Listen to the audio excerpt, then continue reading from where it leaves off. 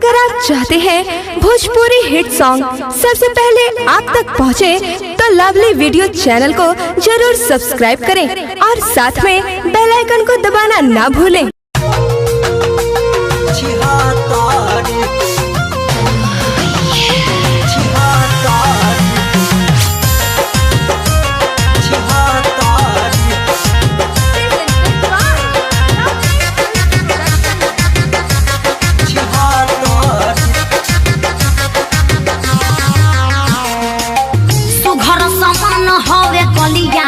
Pimple कपड़ा बहुत बाकी है हम सिंपल।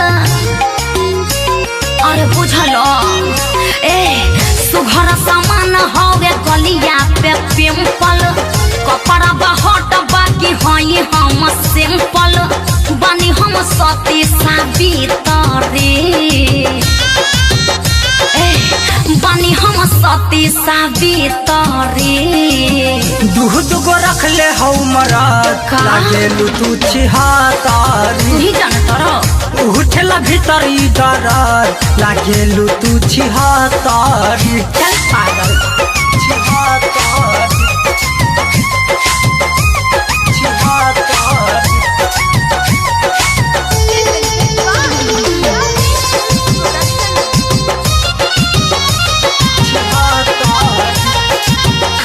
बाबू फेरा में मत रह लागल कितना शहर हमसे हो गईले पागल।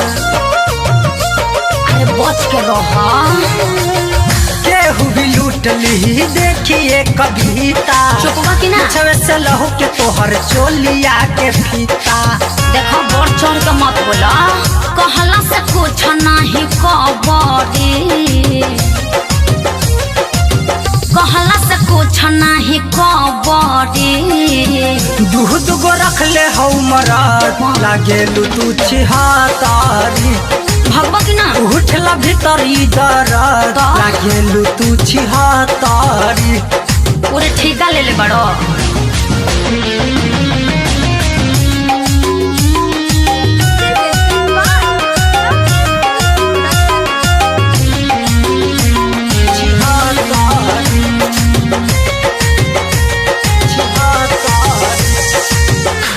जब हमसे हो जाई ना कदम हो हमके न बुझ राघवानी से कम हो।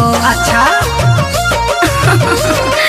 बुझला हाथ में मोबाइल चेहरा पे समाइल फोल्डर बना के कितना रखल हौ फाइल।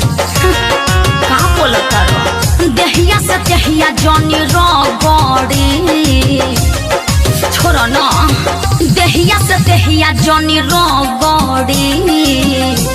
दुगो रख ले हौ मरात लागेलु तू छिहातारी।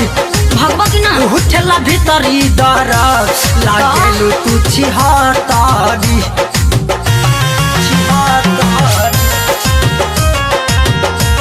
छिहातारी।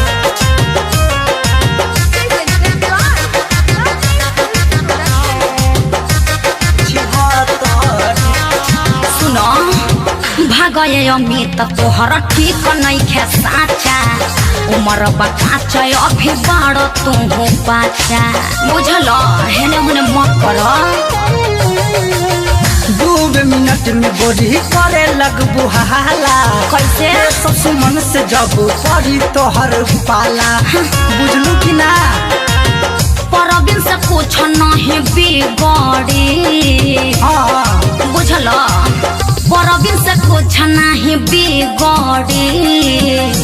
दुगो रख ले हौ मरात लागेलु तू छिहातारी। भगवा की ना उठला भीतरी दरार लागेलु तू छिहातारी। तू ही जानत रहो दुगो रख ले हौ मरात लागेलु तू छिहातारी। उठला भीतरी दरार लागेलु तू छिहातारी। चल पागल।